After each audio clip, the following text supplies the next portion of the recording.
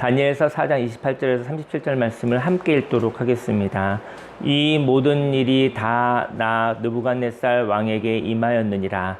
12달이 지난 후에 내가 바벨론 왕궁 지붕에서 거닐새 나 왕이 말하여 이르되 이 큰 바벨론은 내가 능력과 권세로 건설하여 나의 도성으로 삼고 이것으로 내 위엄의 영광을 나타낸 것이 아니냐 하였더니 이 말이 아직도 나 왕의 입에 있을 때에 하늘에서 소리가 내려 이르되 느부갓네살 왕아 내게 말하노니 나라의 왕위가 네게서 떠났느니라.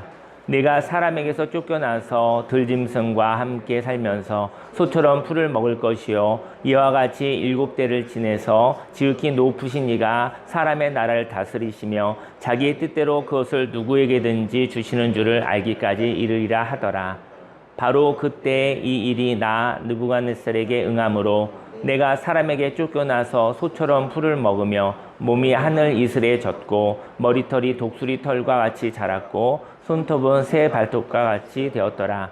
그 기한이 참에 나 느부갓네살이 하늘을 우러러 보았더니 내 총명이 다시 내게로 돌아온지라. 이에 내가 지극히 높으신 이에게 감사하며 영생하시는 이를 찬양하고 경배하였나니 그 권세는 영원한 권세요 그 나라는 대대에 이르리로다. 땅의 모든 사람들을 없는 것 같이 여기시며 하늘의 군대에게든지 땅의 사람에게든지 그는 자기 뜻대로 행하시나니 그의 손을 금하든지 혹시 이르기를 네가 무엇을 하느냐고 할 자가 아무도 없도다. 그때 내 총명이 내게로 돌아왔고 또 내 나라의 영광에 대하여도 내 위엄과 광명이 내게로 돌아왔고 또 나의 모사들과 관원들이 내게 찾아오니 내가 내 나라에서 다시 세움을 받고 또 지극한 위세가 내게 더하였느니라. 그러므로 지금 나 느부갓네살은 하늘의 왕을 찬양하며 신송하며 경배하노니 그의 일이 다 진실하고 그의 행하심이 의로우심으로 교만하게 행하는 자를 그가 능히 낮추심이라. 아멘. 본문 말씀을 근거로 불안 속에 여백을 가지고 상쾌하게 살아요 라는 제목으로 하나님의 말씀을 증거하도록 하겠습니다. 오늘 성경에 보니까 이제 느부갓네살이 왕이잖아요. 제국의 왕인데 많이 불안해요. 불안한 사람이라 꿈도 많고 환상도 많고 그러니까 아마 이제 무의식 속에 아마 억눌려져 있는 가운데 있는 뭐가 있는 것 같아요. 왕이니까 화려한 면도 많겠지만 또 지도자는 그만큼 부담도 많이 있죠. 뭐 폭군들도 있지만 폭군이 날마다 폭군은 아닙니다. 왜냐면 또 한때는 정신 차려서 또 이렇게 선한 일을 할 때도 많이 있어요. 그 가운데 어쨌든 왕이기 때문에 불안함이 많았었던 것 같아요. 근데 거기에 저 여러분들도 열심히 사는 사람들이 불안합니다.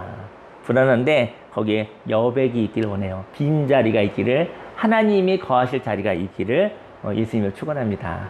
그리고 상쾌하게 경쾌하게 우리 함께 살아가시기를 바랍니다. 꿈을 꾸는 사람이 있습니다. 꿈을 꾼다는 것은 통찰력이 있음을 의미해요. 그런데 그 통찰력에는 한계가 있다는 것이죠. 지금 어떤 일이 생길 것 같아요. 불길한 느낌이 있는 사람들.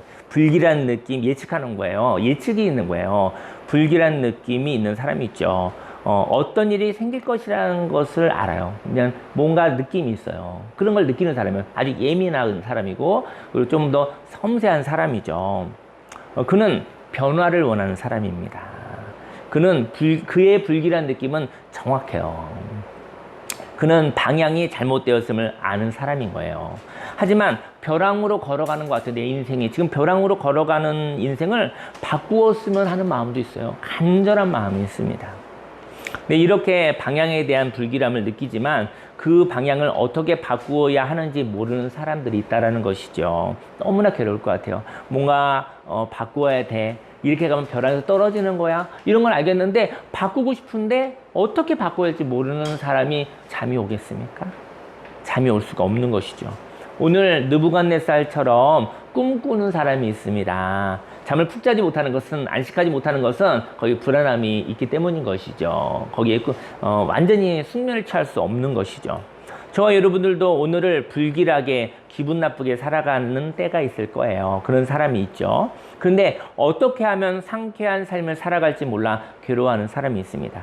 오늘은 상쾌한 삶을 살아가려면 어떻게 살아가야 할지 살펴보기를 원합니다. 상쾌한 인생을 살아가려면 먼저 불길한 느낌을 의논하여 살펴봐야 됩니다. 불길한 느낌이 있었을 때 그걸 방치하면 안 돼요. 불길한 느낌이었을 때 그것을 의논해 봐야 되는 거예요. 그리고 살펴보아야 되는 거예요. 왜냐면 경보가 있는 거잖아요. 경보가 있다고 한다면 그것에 대해서 살펴보라는 이야기인 것이죠. 28절 말씀에 이 모든 일이 다 나 느부갓네살 왕에 임하였느니라. 그가 12달이 지난 후에 내가 바벨론 왕궁 지붕에서 거닐세. 느부갓네살 왕에 대한 이야기인데요. 불길한 마음을 가지고 살고 있었어요. 느부갓네살 왕이 불길한 마음을 가지고 살아가다가 불길한 삶을 살아가지 않으려고 절제하며 살아가는 거예요. 참고 절제하고, 그죠? 통제하고 절제하며 살아가는 사람이 있습니다. 그는 마음을 낮추면서 살아갑니다. 그는 하늘을 바라보며, 근데 그 절제가 무엇을 위한 절제가요? 인간적인 절제가 아니라 하늘을 바라보는 절제였으면 좋겠어요. 하나님의 말씀을 바라보는 절제였으면 좋겠습니다. 하늘을 바라보며 살아갑니다. 그때 하늘의 지혜가 그를 지켜주시는 것이죠.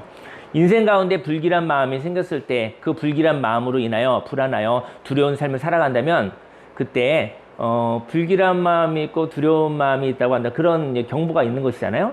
그때는 여지가 있는 거예요. 왜냐면 불안하다 그러면 여기에 무엇인가 변화에 대한 생각이 있는 거예요. 여지는 무엇이냐면 융통성을 의미하거든요. 방향을 한번 바꿔보고 싶은 거예요. 인생 가운데 한 가지 길밖에 없는 사람이 되지 않기를 원합니다.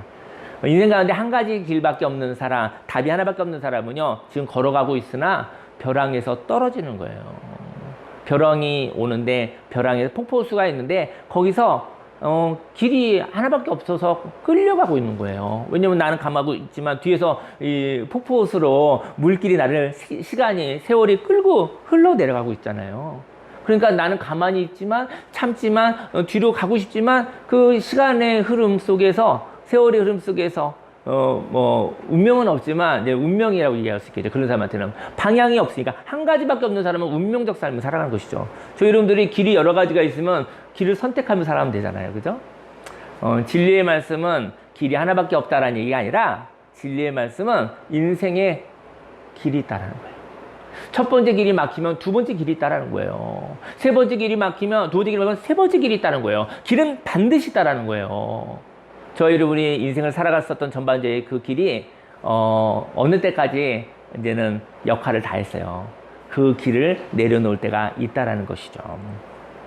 인생 가운데 한 가지 길밖에 없는 사람이 되지 않기를 원합니다.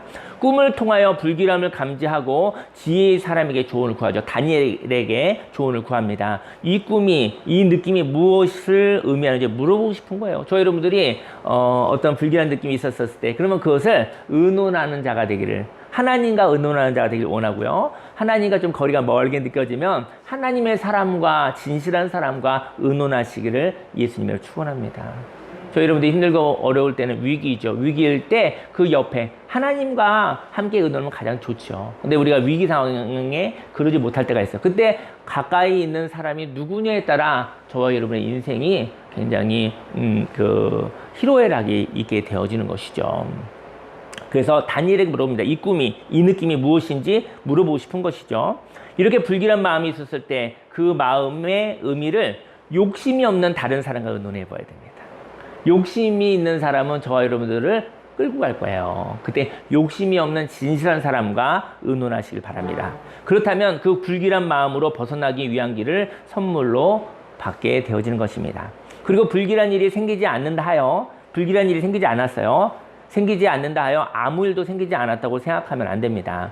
저와 여러분들에게 불길한 일이 생기지 않았다면 누군가의 도우심이 있었던 것이죠. 그리고 그 도우심을 통해 생명의 길을 걸어가고 있었던 것입니다. 다니엘과 의논했더니 다니엘이 이렇게 사십시오, 저렇게 사십시오. 그러면은 잘 될 겁니다. 이렇게 되면 그 위기를 모면할 수 있을 것입니다 하고 조언을 받았어요. 그리고 난 다음에 느부갓네살 왕이 딱 1년만 그렇게 살았어요. 1년만. 이랬더니 저는 이렇게 얘기하고 싶어요. 근데 질병과 비유하고 싶은데 우리가 병에 걸리는 태도가 있잖아요. 근데 그래서 의사 선생님의 말이나 지혜로운 사람의 말을 들어서 딱 했어요. 그러면 효과가 있죠. 그러고 나서 병이 고쳐진 거예요. 고쳐지지만 증상이 없어진 것이 병의 근원이 없어진 건 아니라는 것이죠. 그래서 증상을 없애고 난 다음에 신난다 하고 다시 병이 드는 태도를 바꾸지 않는다고 한다면 그때 그 사람에게 있어서 변화는 없죠. 증상을 치료하고 병이 걸리는 태도를 바꾸지 않으면 더 큰 병에 걸리게 되어져 있습니다. 그리고 약도 마찬가지잖아요. 더 센 약을 써야 되잖아요. 저희 여러분들이 어떤 일을 하고 나서 어떤 삶에 바꾸려고 하는데 처세술이 아니라 인간의 근본이 바뀌어야 돼요. 삶의 태도가 바뀌어지면은, 뿌리가 바뀌어지면, 씨앗이 바뀌어지면 생명의 삶을 살아갈 수 있지만 잠깐 모면하는 것은요, 오히려 그 사람을 더 힘든 일로, 더 어려운 일로 가게 되어지는 것이죠. 오늘 느부갓네살이 그렇게 되어진 것이죠. 느부갓네살이 다니엘의 말을 듣고 1년 동안 잘했는데 아무 일도 벌어지지 않은 거예요. 그 다음에 본색이 드러난 거예요. 다시 자기 몫으로 돌아간 거예요. 저와 여러분들에게 불길한 일이 생기지 않았다면 누군가의 도우심을 있었던 것이죠. 그리고 그 도우심을 통해 생명의 길을 걸어가고 있었던 것입니다. 저와 여러분들이 걸어가는 생명의 길을 멸시하지 않으시기를 소망합니다. 생명의 길을 걸어가서 생긴 상쾌한 삶을 고마워하시기 원합니다. 저와 여러분들이 인생 가운데 문제를 해결하면 상쾌하잖아요. 근데 문제 해결하고 난 다음에 고마움의 태도까지 가는 사람이 많이 없다는 것이죠. 문제가 해결되고 나면 당연하게 여기고 그 다음 문제를 풀러가죠. 저희 여러분들이요, 문제가 해결되고 나면 그때 고마움 가운데 머무르시기를 예수님을 축원합니다. 고마움이 없는 세대예요. 이 시대는 고마움이 상실된 세대예요. 하나님의 역사가 없는 시대가 아니라 하나님의 역사는 날마다 분초마다 있습니다. 하지만 하나님과의 예배가 없는 시대입니다. 하나님의 은혜로 살았지만 하나님과 고마움의 이야기가 상실된 시대입니다. 그래서 하나님과의 관계가 깊어지지 않아요. 하나님과의 관계가 친밀해지지 않아요. 그래서 어느 날 전능하신 하나님이, 모든 것을 다 하실 수 있는 하나님이 저와 여러분의 인생에 아무것도 할 수 없는 저와 여러분과 관계가 끊어진 삶을 살아가고 있다는 것이죠. 느부갓네살, 만일 우리들의 의미 있는 삶을 인색하게 생각한다면 오늘의 생명의 삶은 사라지고 있는 것입니다. 저 여러분들에게 분명히 의미 있는 삶이 있었거든요. 지나간 한 주간에도요, 한번 생각해 보세요. 의미 있는 일이 많았어요. 힘든 일도 많았지만 의미 있는 일도 많았어요. 근데 힘든 일만 기억하고 있는 나잖아요. 그죠? 근데 힘든 일은 지나가게 하고, 그리고 의미 있는 일, 은혜의 일을 고마워하는 삶을 살아가실 예수님을 축원합니다. 그러면 하나님과 관계가 친밀해지는 거예요. 하나님과의 관계가 친밀해지면 앞으로 일어날 그 어떠한 두려운 일도 두렵지 않아요. 아버지와 내가 가깝거든요. 아버지와 내가 의논이 되거든요. 하나님과 동행하고 있거든요. 그래서 저와 여러분들에게 있는 의미 있는 삶을 인색하게 생각하지 마십시오. 고마워하시기 바랍니다. 그건 하나님이 십자가에서 생명을 주시고 하신 일인 거예요. 예수님이 그 생명의 삶, 만약에 저와 여러분의 삶 속에 고마움이 없다면, 저와 여러분의 삶에 있는 의미 있는 삶을 인색하게 생각한다면 그 생명의 삶은 사라지게 되는 것입니다. 느부갓네살은 다니엘과 의논하여 다니엘서 4장 27절에 보니까 그런즉 왕이여 내가 아뢰는 것을 받으시고 공의를 행함으로 죄를 사하고 가난한 자를 긍휼히 여김으로 죄악을 사하소서. 그리하시면 왕의 평안함이 혹시 장구하리다 하니라. 무슨 얘기냐면요, 그 다니엘이 느부갓네살 왕을 지금 총리로 섬기고 있는 거잖아요. 근데 왕의 근본이 세상적인 거지. 그런데 왕에게 얘기하는 거예요. 혹시 이 평안함이 연기되려고 한다면 이렇게 사십시오. 공의를 행하시고 긍휼히 여김으로 그렇게 사십시오. 그럼 왕이 하나님의 보호하심을 받을 것입니다라고 얘기를 한 거예요. 혹시.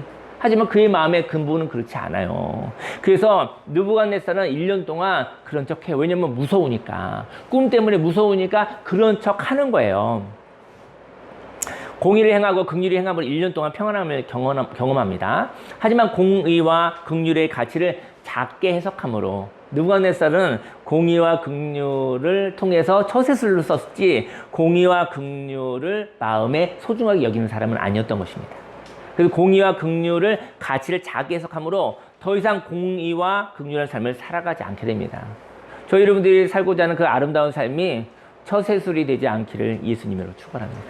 그것이 내 삶의 목적, 내 삶의 태도이기를 예수님으로 축원합니다.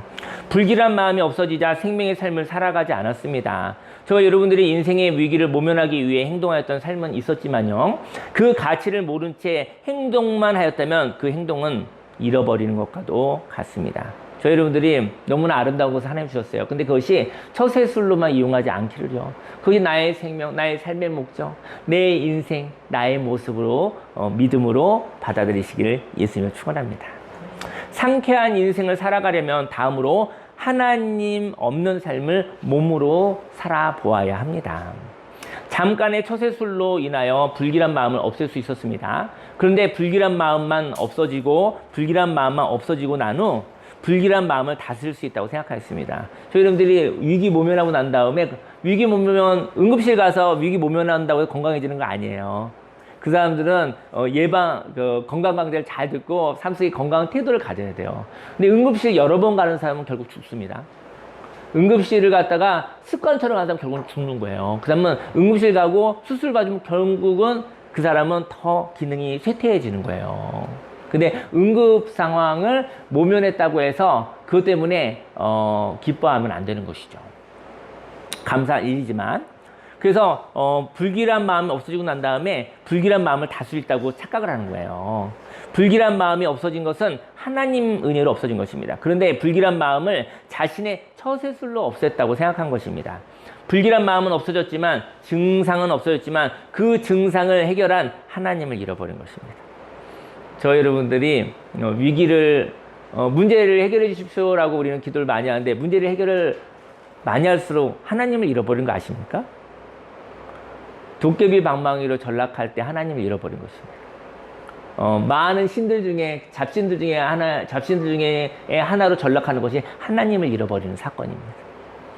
저와 여러분 삶 속에 하나님의 문제를 왜 해결을 하지 못하시겠습니까? 근데 문제를 해결하면 내 아들과 딸을 잃어버리는 것이죠. 왜냐면 이용하는 관계에서 머무는 것은 저 여러분들이 하나님을 잃어버리는 사건인 것입니다. 왕은 불길한 마음을 없애고 난 뒤 자신이 하나님이 됩니다. 그리고 이렇게 말합니다. 30절에 나 왕이 말하 이르되 이 큰 바벨론은 내가 능력과 권세로 건설하여 나의 도성으로 삼고 이것으로 내 위엄의 영광을 나타낸 것이 아니냐 하였더니, 하나님을 이용해서 처세술을 썼으니, 그리고 큰 왕국을 세웠고 그 문화와 문명이 엄청났다고 해요. 바벨론의 문명이. 그래서 어떻게 보면은 세계 보면 100층이 넘는 그 빌딩 있잖아요. 그런 걸 보면서 만약에 건축가가 그걸 보면서 얼마나 즐거워하겠어요? 예를 들어서 어쨌든 어떤 멋있는 것을 보면서 이거 내가 이루었지, 내가 만들었지 하면서 그러다 자아도취되지 않겠습니까? 저와 여러분들에게도 바벨론 왕처럼 내가 지존이요 나의 말은 항상 옳다, 내가 하나님이다 라고 생각하고 말할 때 왕권을 주신 하나님이 떠나는 것입니다. 31절에 이 말이 아직도, 이렇게 마음을 먹었을 때, 이 말을 했을 때 이 말이 아직도 나 왕의 입에 있을 때라고 그랬어요. 저 여러분들이 내가 최고야, 그리고 내 말은 항상 옳아, 이런 마음이 들으면 그때 바로 하나님이 떠나가시는 것입니다. 만약에요, 왜냐면 은혜에 따라 떠나가시는 거예요. 만약 심판의 때면요, 박살나는 겁니다. 왜냐면 심판의 때면 하나님하고 싸우는 거잖아요. 대적하는 거죠. 하나님 내가 최고예요. 그리고 그럼 하나님이 꽝 이렇게 되는 거잖아요. 하나님이 떠나시는 것은 하나님의 긍휼입니다. 왜냐면 함께 있으면 하나님과 지금 왕권 다툼을 해야 되는 거예요. 하나님이 떠나시는 것은 회개의 시간인 것이죠. 시간이 있다는 것이죠. 그리고 왕권을 주신 하나님이 떠나는 것이 31절에 이 말이 아직도 나 왕의 입에 있을 때 하늘에서 소리가 내려 이르되 느부갓네살 왕아 내게 말하노니 나라의 왕위가 내게서 떠났느니라. 우리들은 모든 것을 하나님으로부터 선물을 받아 사는 것입니다. 우리는 모든 것을 빌려서 사는 것입니다. 그런데 느부갓네살 왕이 자신이 모든 것을 만들었다고 하니 하나님이 떠나고 하나님이 주신 모든 것을 빼앗기는 것이죠. 32절에 내가 사람에게서 쫓겨나서 들짐승과 함께 살면서 소처럼 풀을 먹을 것이요 이와 같이 7대를 지내서 지극히 높으신 이가 사람의 나를 다스리시며 자기의 뜻대로 그것을 누구에게든지 주시는 줄을 알기까지 이르리라 하더라. 33절에 바로 그때 이 일이 나 느부갓네살에게 응함으로 내가 사람에게서 쫓겨나서 소처럼 풀을 먹으며 몸이 하늘 이슬에 젖고 머리털이 독수리 털과 같이 자랐고 손톱은 새 발톱과 같이 되었더라. 느부갓네살에게 하나님이 떠남으로 인해서 그 예민한 사람이, 그 번민이 많은 사람이 하나님에 의해서 평안이 있었던 거잖아요. 사실 지도자는 굉장히 괴롭습니다. 사울 왕이 굉장히 괜찮은 사람이었잖아요. 사울 왕이 되고 나부터 힘들었어요. 왜냐면 그 부담감을 견딜 수 없어서 이 사람들이 날마다 악몽에 시달렸던 거예요. 근데 그때 그 소년 다윗이 이렇게 하프를 이렇게 찬양을 했었을 때 그 마음이 이렇게 평안해졌잖아요. 저 여러분 인생 가운데 하나님을 찬양할 때 악령이 떠나갑니다. 근데 바로 느부갓네살은 그 옆에 다니엘이 있었기 때문이에요. 신뢰하는 다니엘이 있었기 때문에 다니엘과 얘기할 때마다 세상적 생각들, 세상적 범민들이 없어지기 시작했던 거예요. 그런데 느부갓네살이 이제 다 됐어. 내가 최고야. 하나님도 필요 없어. 내가 하나님이지. 이렇게 되는 마음이 되는 즉시 하나님이 떠나가신 거예요. 그리고 나서 그 범민이 많았었던 사람들이 정신적인 병이 걸리게 됩니다. 느부갓네살은 정신적으로 취약한 사람이고 그런 병에 걸리게 되죠. 그리고 거기서 쫓겨나게 돼요. 그리고 모든 것을 잃어버린 사건이 일어나는 거예요. 왕은 어려운 시기를 7대를 보내고 난 뒤 자신의 불길한 마음을 다스릴 수 있었던 것은 하나님 때문이라는 것을 알게 됩니다. 인생 가운데 고난이 있습니다. 저희 여러분들이 고난이 없으면 하는, 우리가 많이 기도하죠. 저도 고난이 없으면 좋을 것 같아요. 근데 고난을 통해서 하나님과 관계가 깊어질 수 있다면, 근데 하나님이 또 의도한 것도 아니에요. 그 고난이 하나님이 내게 고난을 주셨다고 얘기하시면 안 돼요. 그런 길이 있는 거예요. 저와 여러분들이 길이 있는 거예요. 서울로 가는 길이 있고 부산으로 가는 길이 있는 거죠. 그 길로 접어든 것 뿐입니다. 저와 여러분 그 길을 간 것이지, 그 고난이 있습니다. 인생 같은 고난이 있습니다. 근데 그 고난은 형벌이 아니에요. 하나님을 찾아가는 여정입니다. 누가 항상 뭐 올바른 길로만, 똑바른 길로만 가겠습니까? 그럼 너무 재미없을 거예요. 인생 가운데 이렇게도 가고 저렇게 살아도 보는 것이죠. 하지만 그 가운데 인생의 깊이가 있는 것이죠. 인생에 하나님과의 이야기가 있는 것이죠. 고난은 형벌이 아니요, 고난은 하나님을 찾아가는 여정입니다. 고난이 온 것은 내가 하나님이라고 생각하여 진리를 쫓지 않은 것이죠. 지금 이제 느부갓네살 왕이 얘기를 하는 거예요. 사람들은 진리를 잃어버리면 누구나 어려움 속에 있습니다. 누구나 인생을 살면서 고난 가운데 있을 수 있습니다. 누구나 인생 가운데 하나님을 잃어버리는 시기가 있습니다. 저희 여러분들이 한 번도 하나님과 관계가 단절되지 않은 적이 없었던 건 아니죠. 저 여러분들이 하나님과, 저는 태어나면서 하나님을 몰랐었던 사람이에요. 왜냐면 우리 집이 하나님을 몰랐었던 곳이니까. 그래서 하나님이 없다, 하나님을 모르는 가치관에서 태어난 사람이죠. 그리고 고난을 통해서 저희 형님의, 둘째 형의 그 정신적 아픔을 통해서 제가 교회를 다니게 됐고, 그곳에서 하나님을 알아가고 있는 중이죠. 그런 모습이죠. 근데 누구나 인생 가운데 하나님이 없는 시기가 있습니다. 누구나. 그리고 불길한 마음 때문에 하나님을 아는 지혜의 사람을 찾았지만, 그 지혜로 불길한 마음을 다스렸지만 불길한 마음을 없애고 싶었을 뿐 불안을 다스려 주시는 하나님을 사랑하지는 않았다는 것이죠. 많은 사람들이 교회를 오고 하나님을 찾지만 다시 세상으로 돌아가는 이유는 그거예요. 왜냐면 도깨비 방맹이 정도 수준으로만 하나님을 믿었기 때문인 것이죠. 그래서 문제가 해결될수록 하나님을 떠납니다. 예. 그리고 문제가 또 생기면 하나님께 오기도 하고, 문제가 또 생기면 하나님께 못 오는 경우도 있어요. 염치가 있어서. 그건 하나님은 멀죠. 왜냐면 자기가 볼 때는 하나님을 이용만 하는 하나님에게 그때마다 와서 이용하러 오는 나를 하나님이 용서할 것 같지 않죠. 근데 하나님은 그러한 사람도 하나님이 좋아하시다는 것이죠. 왜냐면 하나님께로 오는 것이니까. 문제를 많이 해결함으로 인해서 많은 복을 받는 것보다 문제를 많이 해결하면서 하나님과 가까워지시기를 예수님을 축원합니다. 네. 불길한 마음을, 느부갓네살 왕은요, 지금 하나님을 믿는 건 아니에요. 느부갓네살 왕은 다니엘을 통해서 자신의 불길한 마음을 다스리고 싶었던 거예요. 근데 불안을 다스려 주셨던 하나님을 사랑하지는 않았던 것이죠. 인생 가운데 고난이 있었을 때 하나님을 만나는 사람이 되기를 원합니다. 그리고 하나님을 만난다는 것은 하나님을 이용하는 수준이 아니라 하나님을 사랑하는 단계로 만나기를 예수님으로 축원합니다. 교회를 다니지만 하나님은 참 능력이 많으셔. 능력으로 만나면 하나님을 이용하는 만남이 되게 쉬워요. 하나님은 사랑이십니다. 예, 하나님을 믿으면서 여러 가지 인생의 슬픔도 있을 수 있어요. 있죠. 왜 없습니까? 하나님 믿고 교회 다니면 그런 거 하나도 없을 줄 알았는데 그래서 시험이면 그 사람들이 다 던지고 나가는 것 아니겠습니까? 느부갓네살 왕은 하나님을 이용하였기에 불안이 해소된 후 하나님을 버린 사람이었습니다. 하지만 하나님을 사랑하였다면 불안이 왔을 때 하나님을 다시 찾았을 것입니다. 그리고 하나님과 동행하여 불안이 더 이상 인생 가운데 들어오지 못하도록 의지적으로 행동했겠죠. 그리고 하나님과 함께하니 불안하지도 않았을 것입니다. 사실은요, 불안과 싸우는 것도 좋은데요, 하나님과 함께 하시는 것이 더 좋을 것 같아요. 하나님과 함께 하실 때 불편함은 있을 수 있으나 불안하지 않아요. 네. 저희 여러분들이 하나님과 동행하여 불안으로부터 자유케 되시길 예수님을 축원합니다. 상쾌한 인생을 살아가려면 마지막으로 마음을 다 쓰지 말고 여백을 가져야 됩니다. 저희 여러분들이 인생을 열심히 살고 있죠. 마음을 다 쓰지 마십시오. 마음을 다 쓰시면 안 됩니다.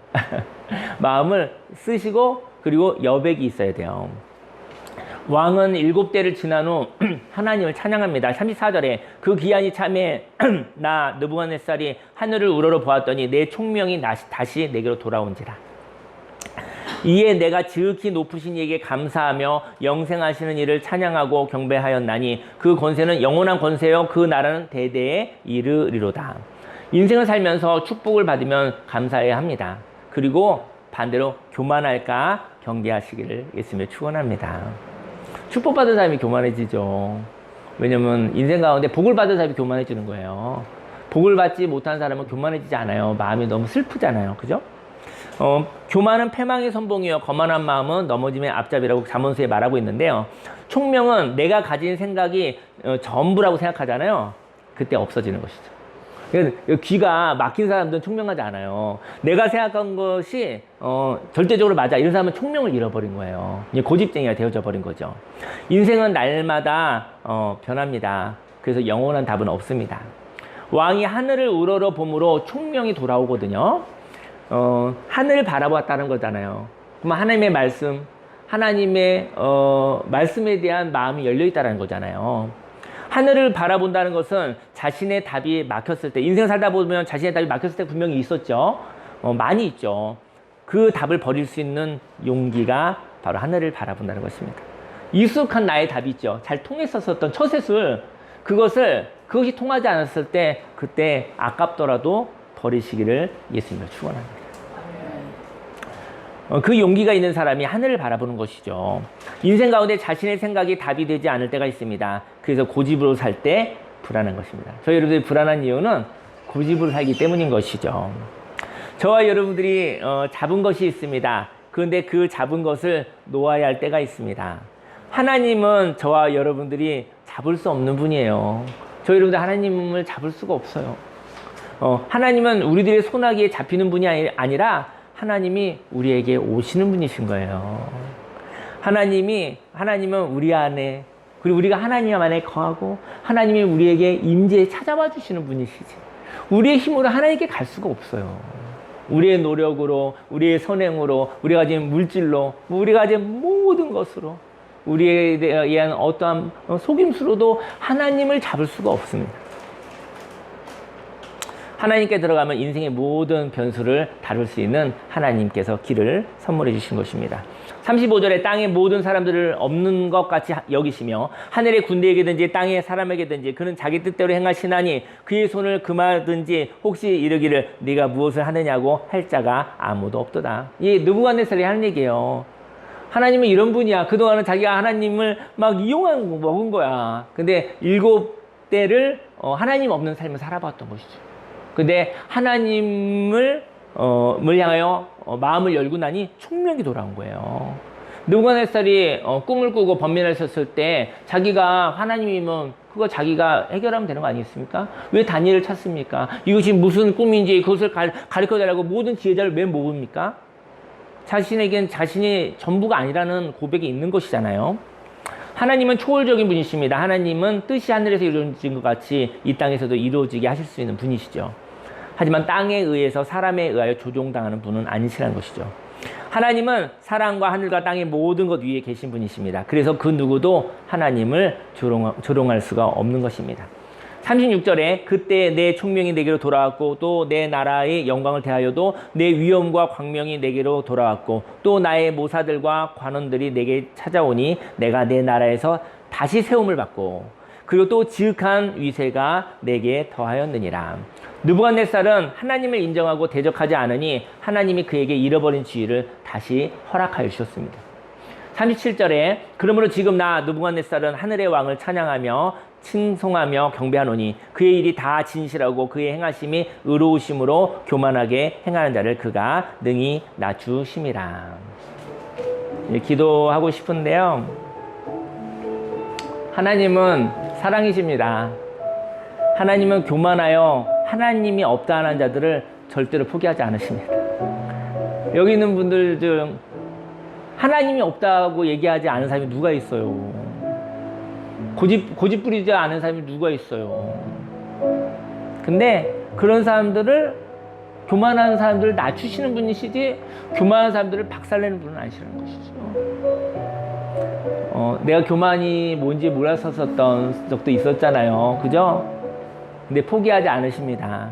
하나님은 하나님 자신을 나타내시는 분이십니다. 예수님이 십자가에 죽으신 사건은 하나님이 내가 너희를 이렇게 사랑한다, 내가 너희를 포기하지 않는다, 이렇게 내게로 가까이 오라, 함께하자라는 하나님의 다가오심인 것이죠. 하나님의 뜻대로 살아갈 때 하나님은 함께 하십니다. 교만한 자들은 하나님이 없는 삶을 살아갑니다. 하나님이 없는 삶을 살아가는 자는 자신이 하나님이 되어야 하며, 자신이 하나님이 된다면 이 세상에서 자신이 하나님이 아닌 이유를 찾을 것이 너무나 많이 있다는 것이죠. 저 여러분들 하나님이 돼 보십시오. 고집 부리기 시작해 보십시오. 너무 맡길 게 많아요. 고집으로 살아가는 것보다 하나님을 예배하며 하나님과 살아가시면 좋겠습니다. 하나님이 아니면서 하나님으로 사는 사람은 참으로 고통스럽습니다. 저는 지난주 얘기를 하나 나누고 기도를 같이 할게요. 지난주에 수원에서 오신 분 있죠. 그 얘기를 오늘 나누고 싶어요.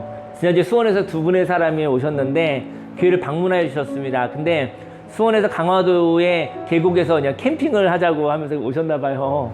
한 분은 두 번째 방문이고 한 분은 첫 번째 방문이었는데 오셨는데, 그래서 교회에 방문해 주셨잖아요. 근데 그 중에 한 분은 교회를 처음 다니셨대요. 교회를 처음 들어봤대요. 교회 무술 처음 들어봤대요. 그래서 어색하시더니 여기 있더니 여기 잠깐 있다가 한 5분인가 7분 정도 이렇게 있다가 나가시더라고요. 그래서 그래서 어쨌든 나가시니까 나가셨어요. 그걸 제가 이렇게 봤었는데, 멀리서 오셨으니까, 저는 멀리서 오셨잖아요. 수원에서. 그리고 교회 처음 방문이라는데, 그래서 제가 그때 이제 또 이야기를 듣고 또 음식도 준비를 했어요. 그분을 위해서. 근데 식사하고 가시라고 했더니 식사를 안 하셨다는 거예요. 식사를 안 하겠다는 거예요. 그래서 제가 식사를 하자고, 또 옆에 있는 또 많은 집사님들도, 우리 성도님들도 식사하고 가시라고. 왜냐면 이거는 종교를 떠나 멀리서 왔는데 밥을 굶겨서 먹는다는 것이, 그리고 또 하나 준비했잖아요. 또 다시 만난다는 보장도 없어요. 성경에는요, 지나가는 나그네가 하나님이라고 그래요. 그런데 하자고 이렇게 거절하시더라고요. 그래서 식혜 좀 드시고 이렇게 되셨는데, 나중에 이렇게 얘기하시더라고요. 저 마음만 받으면 안 될까요? 그런 거예요. 저 마음만 받으면 안 됩니까? 저 밥 안 먹으면 안 됩니까? 그러는 거예요. 그래서 왜 같이 했는데 밥 같이 먹자고 그랬더니 그분이 그러더라고요. 너무너무 고맙대. 하지만 제가 오후에 술을 먹어야 되는데 오후에 술을 먹어야 돼. 밥을 먹으면 술을 먹을 수가 없대. 내가 계곡에 와서 발 담그고 술 먹고 이렇게 좀 놀다 왔는데, 교회 와서 밥 배불리 먹고 술을 못 먹으면 처음에 목표한 바가 어긋나는 거잖아요. 그러면서 정말 웃으시면서 정중하게 거절해요. 저 정말 밥 안 먹으면 안 됩니까? 저 술 먹어야 되거든요. 그래서 그러면 옆에 좀 앉아있다가 수박 한 쪽 드시고 가시라고 이렇게 했는데, 어쨌든 배가 차지 않는 걸로 그렇게 되어졌었습니다. 거절하셨는데, 그리고 교회 데크 바깥으로 나가셨더라고요. 그래서 제가 나갔어요. 또 어쨌든 오늘 보고 또 볼 수 있다는 보장이 없으니까. 그래서 근데 그때 그분이 말을 얘기하더라고요. 제가 이제 교회를 좀 다녀볼까 해요. 그러더라고요. 그리고 수원 근처에 있던 어떤 교회에 어떤 그 목사님 사모님한테 혹시 성경책을 한 권 구할 수 있습니까? 하고 얘기를 했대요. 이분은 독서를 좋아하는 분이래요. 얘네 성경은 좀 읽어보신 것 같아. 그리고 나서 근데 아직 못 받았다고 얘기하더라고요. 그래서 제가 뭐 이분 다음에 본다는 보장이 없으니까 그럼 저희 교회에서 성경 한 권 이렇게 드려도 될까 했어요. 성경 이렇게 드렸어요. 받으시더라고요. 그리고 이제는 오후에 가서 계곡에 가서 발을 담그고 뭐 즐겁게 보내시다가 교회에 또 저희 교회에 있는 성도님이 가서 아마 그 술안주에 좋은 회를 대접해 준 것 같아요. 맛있는 회를 먹고 행복하셨던 것 같아요. 근데 그리고 난 다음에 그분이 갑자기 뭐 기도를 하자고 했다고 하더라고요. 기도를 했는데 아마 성경도 읽어보고 그랬었던 것 같아요. 근데 꼭 뭐 교회를 한 20년 다닌 사람같이 유창하게 기도를 했다고 얘기를 들었어요. 근데 기도가 힘든 게 아니고 기도가 두 가지만 있으면 되거든요. 기도는 아멘자 하나 하고 예수님만 들어가면 되거든요. 그리고 그 사람의 생각의 수준으로 기도하는 겁니다. 기도는 주문으로 하는 게 아니고요. 그냥 내가 생각하는 바가 기도인 거예요. 그리고 거기에 예수님하고 관계 있습니다. 이 기도가 예수님 이름으로. 그 다음에 아멘. 제가 진실로 기도합니다. 이 두 글자만 맞으면 그게 기도인 거예요, 사실은. 그래서 이야기를 제 마음의 이야기, 생각 이야기가 풍성한 사람들은 기도가 굉장히 풍성한 것이죠. 근데 그분이 아마 독서도 하고 아마 그런 분 같아요. 그래서 기도를 할 때 너무 은혜롭더라고요. 예수님 이름은 빼먹고 일단 마지막에 아멘은 하더라고요. 그래서 너무 은혜를 받았었습니다. 그분이 5분에서 7분 동안 있는데 예배 가운데 마음에 울림이 있었대요. 왜 나는 그동안 원망만 하고 살았을까? 그 생각이 들었대요. 그리고 이렇게 살면 안 되겠어. 갑자기 원망이 싹 다 없어져 버렸대요. 이게 얼마나 놀라운 일입니까? 소중하게 즐겁게 살아가자. 그렇게 갑자기 생각이 바뀌어졌대요. 그리고 저는 사람은요 변하지 않는다 라는 말이 있어요. 근데 그 말이 가장 듣기 싫을 수도 있죠. 사람은요 하나님이 만드셨습니다. 근데 사람이 변하지 않는 건 뭐냐면 인격이 변하지 않는다는 얘기하고 싶어요. 인격은 사람이 더 이상 쪼갤 수 없는 상태를 인격이라고 그래요. 그것이 바로 하나님의 형상입니다. 하나님이 지어주신 모습은 변하지 않습니다. 근데 인격은 사람이 쪼갤 수 없는, 사람이 조종할 수 없는, 사람이 어떻게 할 수 없는 하나님의 형상입니다. 인격에 어떤 액세서리를 붙였다고 해서 가치가 올라가지 않아요. 거기다가 또 가치가 떨어지지도 않아요. 저와 여러분들은요, 하나님의 형상은 무엇으로도 값을 올릴 수 없어요. 무엇으로도 값을 떨어뜨릴 수도 없어요. 사람에게는 할 수 있죠. 뭐 보석 좀 달고 또 금시계 달고 그러면 가치가 올라가죠. 비싼 차 타고 다니면 가치가 올라가죠. 근데 정작 그 사람이 가치예요.